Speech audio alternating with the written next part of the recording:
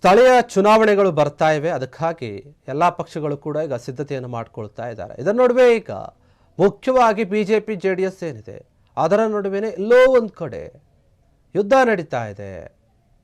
ಯಾಕಂದರೆ ಒಟ್ಟಿಗೆ ಹೋಗಬೇಕನ್ನುವಂತಹ ನಿರ್ಧಾರ ಏನಿದೆ ಅದನ್ನು ಮುರಿತಾ ಇದ್ದಾರೆ ಅನ್ನುವಂತಹ ಪ್ರಶ್ನೆ ಕಾಡ್ತಾ ಇದೆ. ಹೀಗಾಗಿ ದೋಸ್ತಿ ನಾಯಕರ ನಡುವೆ ಒಂದು ದಂಗಲ್ ಕೂಡ ನಡೀತಾ ಇದೆ. ಇದ್ರ ಬಗ್ಗೆ ತಿಳ್ಕೊಳ್ತಾ ಹೋಗೋಣ. ನೀವು ನೋಡ್ತಾ ಇದ್ದೀರಾ ಫ್ರೀಡಮ್ ಟಿವಿ, ನಾನು ಭೀಮೇಶ್ ಕೋನಾಳ್. ನೋಡಿ, GBA ಎಲೆಕ್ಷನ್ ಬರ್ತಾ ಇದೆ. JDS ಈ ವಿಚಾರದಲ್ಲಿ ಪ್ರತ್ಯೇಕವಾಗಿ ಸ್ಪರ್ಧೆ ಮಾಡಬೇಕು ಎನ್ನುವಂತಹ ರೀತಿಯಲ್ಲಿ ಚರ್ಚೆ ಮಾಡ್ತಾ ಇದೆ ಮತ್ತು ಯೋಚನೆಯನ್ನು ಕೂಡ ಮಾಡ್ತಾ ಇದೆ ಬೇರೆ ಬೇರೆ ನಾಯಕರ ಜೊತೆ. ಹಾಗಾದರೆ ನಿಜಕ್ಕೂ ಕೂಡ JDS BJP ಬೇರೆ ಬೇರೆ ರೀತಿಯಾಗಿ ಏನಾದರೂ ಚುನಾವಣೆಗೆ ಹೋದರೆ ಏನಾಗುತ್ತೆ? ಅವ್ರು ಅಂದ್ಕೊಂಡಿದ್ದಾಗುತ್ತಾ ಅಥವಾ ಅದು ಕಾಂಗ್ರೆಸ್ಗೆ ಲಾಭ ಆಗುತ್ತಾ? ಇದ್ರ ಬಗ್ಗೆನೇ ಚರ್ಚೆ ಇದೆ. ಇನ್ನು HD ಕುಮಾರಸ್ವಾಮಿ ಅವರು ಏನಿದ್ದಾರೆ ಇದ್ರ ಬಗ್ಗೆ ಸಾಕಷ್ಟು ಯೋಚನೆಯನ್ನು ಮಾಡ್ತಾ ಇದ್ದಾರೆ. ಬೇರೆ ಬೇರೆ ರೀತಿಯಾಗಿ ಹೋದರೆ ಸ್ಪರ್ಧೆ ಮಾಡಿದ್ರೆ ಏನೇನಾಗುತ್ತೆ ಅನ್ನುವಂಥ ಲೆಕ್ಕಾಚಾರ ಆಗ್ತಾ ಇದ್ದಾರೆ. ಅದು ಎಷ್ಟು ಪ್ಲಸ್ ಆಗುತ್ತೆ, ಎಷ್ಟು ಮೈನಸ್ ಆಗುತ್ತೆ ಎರಡೂ ಪಕ್ಷಗಳಿಗೂ ಕೂಡ. ಅದರಿಂದ ಬೇರೆ ಪಕ್ಷಗಳು ಎಷ್ಟು ಲಾಭವನ್ನು ಪಡೆದುಕೊಳ್ಳುತ್ತೆ. ಇನ್ನು ಕುಮಾರಸ್ವಾಮಿ ಅವರ ಒಂದು ಚಿಂತೆ, ಯೋಚನೆ, ನಿರ್ಧಾರ ಇದೆಲ್ಲದರಿಂದಲೂ ಕೂಡ BJP ನಾಯಕರಲ್ಲೂ ಕೂಡ ಏನೋ ಒಂದು ಅಸಮಾಧಾನ ಇದೆ ಅಂತ ಕಾಣಿಸ್ತಾ ಇದೆ. ಗ್ರೇಟರ್ ಬೆಂಗಳೂರು ಪ್ರಾಧಿಕಾರದ ಚುನಾವಣೆ, ಜಿಲ್ಲಾ ಪಂಚಾಯತಿ, ತಾಲೂಕ್ ಪಂಚಾಯತಿ, ಗ್ರಾಮ ಪಂಚಾಯತಿ ಈ ಎಲ್ಲ ಚುನಾವಣೆಗಳು ಸಾಲು ಸಾಲಾಗಿ ಬರ್ತಾ ಇವೆ. ಇದೆಲ್ಲದಕ್ಕೂ ಕೂಡ ತಯಾರಿ ಮಾಡ್ಕೊಳ್ಬೇಕಾಗಿದೆ. ಇದೇ ಹೊತ್ತಲ್ಲಿ ಈಗ BJP ಮತ್ತು JDSನ ನಡುವೆ ಆ ಮೈತ್ರಿಯಲ್ಲಿ ಬಿರುಕು ಮೂಡ್ತಾ ಇದೆ ಅಂತಂದರೆ ಇದು ನಿಜಕ್ಕೂ ಕೂಡ ಬೇರೆ ಪಕ್ಷದವರು ಯೋಚನೆ ಮಾಡ್ತಾ ಇದ್ದಾರೆ, ನಿಜಕ್ಕೂ ಹಾಗೆ ಆಗ್ಬಿಟ್ರೆ ನಮಗೆ ಅನುಕೂಲ ಆಗುತ್ತೆ ಅಂತ. ಇನ್ನು ಈ ಒಂದು ಎಲೆಕ್ಷನ್ನಲ್ಲಿ ಸೀಟನ್ನು ಕೊಡಬೇಕಲ್ಲ, ಆ ಸೀಟು ಹಂಚಿಕೆ ವಿಚಾರವಾಗಿಯೂ ಕೂಡ ದೊಡ್ಡ ಮಟ್ಟದ ಚರ್ಚೆ ಆಗ್ತಾ ಇದೆ. ನನಗಿಷ್ಟು ಬೇಕು, ಇಷ್ಟು ಕೊಟ್ಟರೆ ಮಾತ್ರ ನಿಮ್ಮ ಜೊತೆ ಇರ್ತೀನಿ, ಇಲ್ಲಾಂದರೆ ಇಲ್ಲ ಅನ್ನೋ ಲೆಕ್ಕಾಚಾರಕ್ಕೆ JDS ಬರ್ತಾ ಇದೆ. ಅದರಲ್ಲಿಯೂ ಕೂಡ ನೋಡಿ, ಒಂದು 85ರಿಂದ 100 ವಾರ್ಡ್ಗಳಲ್ಲಿ JDS ಪ್ರತ್ಯೇಕವಾಗಿ ಸಪ್ರೇಟಾಗಿ ಸ್ಪರ್ಧೆ ಮಾಡೋಕ್ಕೆ ಯೋಚನೆ ಮಾಡ್ತಾ ಇದೆ.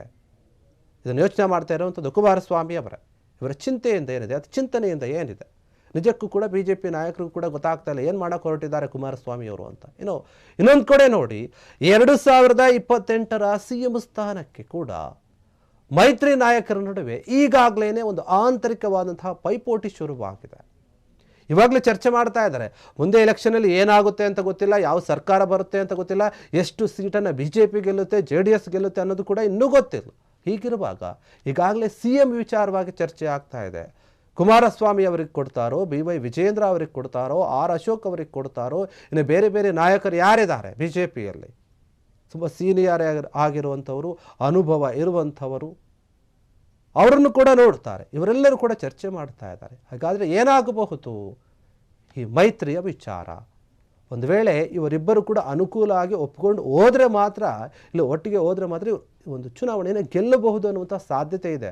ಅದು ಬಿಟ್ಟರೆ ಬೇರೆ ಏನೂ ಕೂಡ ಆಗೋದಿಲ್ಲ. ಯಾಕಂದರೆ ಸ್ಥಳೀಯ ಚುನಾವಣೆಗಳು ಅಂತ ಬಂದಾಗ ಜನರು ಕೂಡ ಯೋಚನೆ ಮಾಡೋದು ಈಗ ಸದ್ಯಕ್ಕೆ ಯಾವ ಪಕ್ಷ ಅಧಿಕಾರದಲ್ಲಿದೆ, ಯಾವ ನಾಯಕರಿದ್ದಾರೆ ಅದನ್ನು ತುಂಬ ಪರಿಗಣಿಸ್ತಾರೆ. ಯಾಕಂದರೆ ನಾವು ನೋಡಿದ್ದೀವಿ ಈ ಹಿಂದೆ ಕೂಡ ಅದೇ ರೀತಿಯಾಗಿ ಜಾಸ್ತಿ ಆಗಿರುವಂಥದ್ದು. ಈಗ ಪಂಚಾಯತಿ ಎಲೆಕ್ಷನ್ಗಳು ಕೂಡ ಅಷ್ಟೇ ಆಗಬಹುದು. GBA ಎಲೆಕ್ಷನಲ್ಲೂ ಕೂಡ ಏನು 5 ಪಾಲಿಕೆಗಳನ್ನು ಮಾಡಿದ್ದಾರೆ, 369 ವಾರ್ಡ್ಗಳನ್ನಾಗಿ ಮಾಡಿದ್ದಾರೆ. ಆ ವಾರ್ಡ್ಗಳಲ್ಲಿ ಯಾವ ಪಕ್ಷಕ್ಕೆ ಎಷ್ಟು ಸ್ಥಾನಗಳನ್ನು ಕೊಡಬೇಕು, ಎಷ್ಟು ಸೀಟ್ಗಳನ್ನು ಕೊಡಬೇಕು, ಯಾರನ್ನು ಅಲ್ಲಿ ನಾಯಕರನ್ನಾಗಿ ಸ್ಪರ್ಧೆ ಮಾಡಿಸಬೇಕು, ಅದ್ರ ಬಗ್ಗೆನೇ ಸಾಕಷ್ಟು ಗೊಂದಲ ಇದೆ. ಈ ಗೊಂದಲಗಳ ನಡುವೆ GBA ಎಲೆಕ್ಷನ್ಗೆ JDS ತನ್ನದೇ ಆದಂಥ ರೀತಿಯಲ್ಲಿ ತಯಾರಿಯನ್ನು ಮಾಡಿಕೊಳ್ತಾ ಇದೆ. ಸೀಟ್ ಹಂಚಿಕೆ ವಿಚಾರದಲ್ಲಿಯೂ ಕೂಡ ಸಮನ್ವಯತೆಯನ್ನು ಮೂಡಿಸ್ತಾ ಇರೋದು. ಏನು ಮಾಡ್ತಾ ಇದ್ದಾರೆ, ಏನು ಮಾಡಬೇಕು ಎಂಬುದರ ಬಗ್ಗೆ ಪ್ಲಾನನ್ನು ಮಾಡ್ತಾ ಇದ್ದಾರೆ. ಪ್ಲಾನ್ A, ಪ್ಲಾನ್ B ಇವೆರಡರನ್ನು ಕೂಡ ಸಿದ್ಧ ಮಾಡ್ಕೊಂಡಿದ್ದಾರೆ JDS ನಾಯಕರು. ಹಾಗಾದರೆ ಏನು ಪ್ಲಾನ್ A, ಪ್ಲಾನ್ B ಏನೇನು ಹಾಕ್ಕೊಂಡಿದ್ದಾರೆ ಕುಮಾರಸ್ವಾಮಿ ಅವರು ಮತ್ತು BJP ಅವರು ಏನು ಯೋಚನೆ ಮಾಡ್ತಾ ಇದ್ದಾರೆ? 85ರಿಂದ 100 ವಾರ್ಡ್ ಏನಿದೆ ಅದರಲ್ಲಿ ಅವರು ಈಗಾಗಲೇ ಪ್ರತ್ಯೇಕವಾಗಿ ಸ್ಪರ್ಧೆ ಮಾಡಬೇಕಂತ ಯೋಚನೆ ಮಾಡ್ತಾ ಇದ್ದಾರೆ. ಆದರೆ ಇದು BJP ನಾಯಕರಿಗೆ ಒಪ್ಪಿಗೆ ಆಗ್ತಾ ಇಲ್ಲ. ಅಷ್ಟು ಸೀಟನ್ನು ಕೊಟ್ಟರೆ ಏನಾಗಬಹುದು ಮುಂದಿನ ದಿನಗಳಲ್ಲಿ? ಇವರೇನಾದರೂ ಗೆದ್ದರೂ ಕೂಡ, ಯಾಕಂದರೆ ಎರಡೂ ಕಡೆ ಮೈತ್ರಿಯಿಂದ ಹೋದಾಗ ಅಲ್ಲಿ BJP ಕಾರ್ಯಕರ್ತರು, JDS ಕಾರ್ಯಕರ್ತರು ಇಬ್ಬರು ಕೂಡ ಅಲ್ಲಿ ಯಾರು ನಿಂತಿರ್ತಾರೋ ಎಲೆಕ್ಷನ್ಗೆ ಅವ್ರಿಗೆ ಸಪೋರ್ಟ್ ಮಾಡಬೇಕಾಗತ್ತೆ. ಎಲ್ಲ ಕ್ಷೇತ್ರದಲ್ಲಿ ಒಂದೇ ರೀತಿಯಾಗಿ ಕಾರ್ಯಕರ್ತರು ನಡೆದುಕೊಳ್ತಾರೆ ಅಂತ ಕೂಡ ಹೇಳೋಕ್ಕಾಗಲ್ಲ. ಕೆಲವ್ರಿಗೆ ಇಷ್ಟ ಇರುತ್ತೆ, ಕೆಲವ್ರಿಗೆ ಇಷ್ಟ ಇರೋದಿಲ್ಲ. ಈಗೇನಾದರೂ ಆಗ್ಬಿಟ್ರೆ ಕಾರ್ಯಕರ್ತರಲ್ಲೇ ಗೊಂದಲ ಆದಾಗ ಚುನಾವಣೆಯ ಗೆಲ್ಲೋಕೆ ಹೇಗೆ ಸಾಧ್ಯ ಆಗುತ್ತೆ? ಕನಿಷ್ಠ ಪಕ್ಷ ನೋಡಿ, BJP ಬಳಿ JDS ಒಂದು 70ರಿಂದ 80 ಸೀಟ್ ಆದರೂ ಬೇಕೇ ಬೇಕು, ಕೇಳಲೇಬೇಕು ಅಂತ ನಿರ್ಧಾರಕ್ಕೆ ಬಂದ್ಬಿಟ್ಟಿದೆ. ಅಷ್ಟೊಂದು ಕ್ಷೇತ್ರವನ್ನು ಬಿಟ್ಟುಕೊಟ್ರೆ ಮಾತ್ರ ನಾವು ನಿಮ್ಮ ಜೊತೆ ಬರ್ತೀವಿ, ಮೈತ್ರಿಯಾಗಿ ಚುನಾವಣೆನ ಎದುರಿಸೋಣ, ಹೋರಾಟವನ್ನು ಮಾಡೋಣ, ಇಲ್ಲ ಅಂದರೆ ಬೇಡ ಅನ್ನುವಂಥ ನಿರ್ಧಾರಕ್ಕೆ ಬಂದುಬಿಟ್ಟಿದ್ದಾರೆ. ಈ ಚಿಂತೆ ಏನಿದೆ, ಇದು ಚಿಂತನೆ ಏನಿದೆ, ನಿಜಕ್ಕೂ ಕೂಡ ಬಿ ಜೆ ಪಿಯವರು ಕೂಡ ಯೋಚನೆ ಮಾಡ್ತಾ ಇದ್ದಾರೆ, ಅಷ್ಟು ಸೀಟ್ಗಳನ್ನು ಕೊಡಬೇಕಾ ನಾವಂತ. 5 ಪಾಲಿಕೆಗಳಲ್ಲಿ 369 ವಾರ್ಡ್ಗಳಲ್ಲಿ ಎಲ್ಲ ರೀತಿಯಾಗಿ ನಾವು ಒಂದೇ ರೀತಿಯಾಗಿ ಸ್ಪರ್ಧೆ ಮಾಡಿದ್ರೆ ನಮಗೆ ಜಯ ಆಗುತ್ತಾ ಅನ್ನುವಂಥ ಪ್ರಶ್ನೆ ಕೂಡ ಇದೆ. ಕಾರ್ಯಕರ್ತರಿಗೂ ಕೂಡ ಇದೇ ಯೋಚನೆ ಕಾಡ್ತಾ ಇದೆ. ಈಗಾಗಲೇ ಎಚ್ ಡಿ ಕುಮಾರಸ್ವಾಮಿಯವರು ಅವರ ಕಾರ್ಯಕರ್ತರಿಗೆ, ನಾಯಕರಿಗೆ ಎಲ್ಲರೂ ಕೂಡ ಕರೆ ಕೊಟ್ಬಿಟ್ಟಿದ್ದಾರೆ. ಮೈತ್ರಿ ನಾಯಕರು ಏನಿದ್ದಾರೆ ಅವ್ರ ಬಗ್ಗೆ ನಾವು ಯೋಚನೆ ಮಾಡಬೇಕಾಗಿದೆ. ಇಲ್ಲ ಅಂದರೆ ಅವ್ರು ಒಪ್ಕೊಂಡಿಲ್ಲ ಅಂತಂದರೆ ನಾವು ಸಪ್ರೇಟಾಗೇ ಹೋಗೋಣ. JDS ಈ ಬಾರಿ ಬೇರೆ ರೀತಿಯಾಗಿ ಯೋಚನೆ ಮಾಡ್ತಾ ಇದೆ. ಯಾಕಂತಂದರೆ ಪ್ರತಿ ಬಾರಿಯೂ ಕೂಡ ನಾವು ಯಾರನ್ನೂ ನಂಬ್ಕೊಂಡು ಇರೋದು ಬೇಡ. ಈ ಸ್ಥಳೀಯ ಚುನಾವಣೆಗಳಲ್ಲಿ ನಮ್ಮ ಪಕ್ಷವನ್ನು ಕೂಡ ಸ್ವಲ್ಪ ಬಲಪಡಿಸಿಕೊಳ್ಳೋಣ ಅನ್ನುವಂಥ ನಿರ್ಧಾರಕ್ಕೆ ಕುಮಾರಸ್ವಾಮಿ ಬಂದಂತೆ ಕಾಣ್ತಾ ಇದೆ. ಇನ್ನೊಂದು ಕಡೆ ನೋಡಿ, ಕರ್ನಾಟಕದಲ್ಲಿ ಮುಂದಿನ ವಿಧಾನಸಭಾ ಚುನಾವಣೆ ಏನು ಬರ್ತಿದೆ ಅದಕ್ಕೂ ಕೂಡ ಯೋಚನೆ ಮಾಡ್ತಾ ಇದ್ದಾರೆ. ಇನ್ನೂ ಒಂದು 2-3 ವರ್ಷ, ಅಂದರೆ 2 ವರ್ಷ ಬಾಕಿ ಇದೆ ಇನ್ನೂ ಕೂಡ. ಹೀಗಿರುವಾಗ ಈ 2028ಕ್ಕೆ ಯಾರು ಮುಖ್ಯಮಂತ್ರಿ ಆಗಬೇಕಂತ ಇವರೇ ಯೋಚನೆ ಮಾಡ್ತಾ ಇದ್ದಾರೆ, ಇವಾಗಲೇ ಯೋಚನೆ ಮಾಡ್ತಾ ಇದ್ದಾರೆ. ಅಂದರೆ ಅವರಿಗೆ ತಲೆಯಲ್ಲಿ ಏನಿದೆ ಅಂತಂದರೆ ನೆಕ್ಸ್ಟ್ ನಾವೇ ಗೆಲ್ತೀವಿ, ಯಾಕಂದರೆ ಇಬ್ಬರು ಒಂದಾಗಿದ್ದೀವಲ್ಲ, ಆವಾಗ ನಮ್ಮ ಅಧಿಕಾರ ಏನಿದೆ ನಾವು ಈಗಿಂದಾನೇ ಯೋಚನೆ ಮಾಡ್ಬೋಣ, ಮುಂದೆ ನಾವು ಗೊಂದಲ ಮಾಡ್ಕೊಳ್ಳೋದು ಬೇಡ ಅನ್ನುವಂಥ ಲೆಕ್ಕಾಚಾರಕ್ಕೆ ಬರ್ತಾ ಇದ್ದಾರೆ. ಈ ನಿರ್ಧಾರ ಏನಿದೆ ನಿಜಕ್ಕೂ ಕೂಡ BJP ಮತ್ತು JDSನಲ್ಲಿ ಈ ಮೈತ್ರಿಯ ಮೇಲೇ ಎಫೆಕ್ಟ್ ಆಗ್ತಾ ಇದೆ. ಮುಂದಿನ ದಿನಗಳಲ್ಲಿ ಅಂದ್ಕೊಂಡಂತೆ ಆದರೆ ಇದೇ JDS BJP ಸರ್ಕಾರ ಏನಂತೂ ಬಂದಿದ್ದೇ ಆದರೆ ಅಲ್ಲಿ ಕೂಡ ಮತ್ತೆ ಗುದ್ದಾಟ ಇರುತ್ತೆ CM ಕುರ್ಚಿಗಾಗಿ.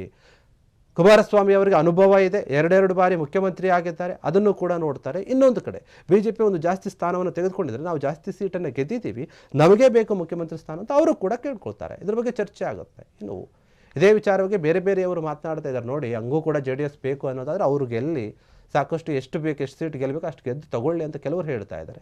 ಇನ್ನೊಂದು ಕಡೆ ಇಲ್ಲ, ಈ ರೀತಿಯಾಗಿ ಕೂಡ ಆಗಬಹುದು ಅಂತ. ಕೇಂದ್ರದಲ್ಲಿರುವಂತಹ ಕುಮಾರಸ್ವಾಮಿಯವರು ಅಲ್ಲಿ ಬಿಟ್ಟು ಮುಖ್ಯಮಂತ್ರಿ ಸ್ಥಾನಕ್ಕೋಸ್ಕರ ಹಾಗಾದರೆ ಬರ್ತಾರಾ? ಈ ಬಗ್ಗೆ ಕೂಡ ಪ್ರಶ್ನೆ ಇದೆ.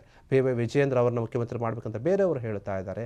ಬೇರೆ ಬೇರೆ ನಾಯಕರು ಬೇರೆ ಬೇರೆ ರೀತಿಯಾಗಿ ಮಾತನಾಡ್ತಾ ಇದ್ದಾರೆ. ಹೀಗಿರುವಾಗ ಮೈತ್ರಿಯ ವಿಚಾರವಾಗಿ ಮುಖ್ಯವಾಗಿ ಗಮನಿಸಬೇಕಾಗುತ್ತೆ. ಏನಾದರೂ ಇವರಲ್ಲಿ ಒಡಕು ಮೂಡಿ ಇವರು ಕೇಳಿದಂಥ ಸೀಟನ್ನು ಅವರು ಕೊಡದೆ ಹೋದರೆ, ಇಲ್ಲ ಯಾಕೆ ಕೊಡಬೇಕಂತ ಏನಾದರೂ ಒಂದು ಪ್ರಶ್ನೆ ಬಂದರೆ ನಿಜಕ್ಕೂ ಕೂಡ ಅಲ್ಲಿ ಈ ಮೈತ್ರಿಯಲ್ಲೇ ಬಿರುಕು ಮೂಡೋದು ಸಾಧ್ಯ, ಒಂದು 100% ಅಂತ ಕೆಲ ನಾಯಕರು ಕೂಡ ಹೇಳ್ತಾ ಇದ್ದಾರೆ. ಈಗೆಲ್ಲ ಇರುವಾಗ ಈ BJP JDSನ ವಿಚಾರ ಏನಾಗಬಹುದು, ಮುಂದಿನ ಚುನಾವಣೆಗಳನ್ನು ಒಟ್ಟಿಗೆ ಎದುರಿಸ್ತಾರೋ ಅಥವಾ ಬೇರೆ ಬೇರೆ ಸ್ಪರ್ಧೆ ಮಾಡ್ತಾರೋ, ಅದರ ಎಫೆಕ್ಟ್ ಏನಾಗುತ್ತೆ ಅನ್ನೋದನ್ನು ನಾವು ಮುಂದಿನ ಚುನಾವಣೆಗಳಲ್ಲೇ ಕಾದು ನೋಡಬೇಕು. ಇದಿಷ್ಟಕ್ಕೆ ಸಂಬಂಧಪಟ್ಟಂತಹ ವಿಚಾರ. ನೋಡ್ತಾ ಇರಿ ಫ್ರೀಡಮ್ ಟಿವಿ, ಇದು ಜನಸಾಮಾನ್ಯರ ಶಕ್ತಿ.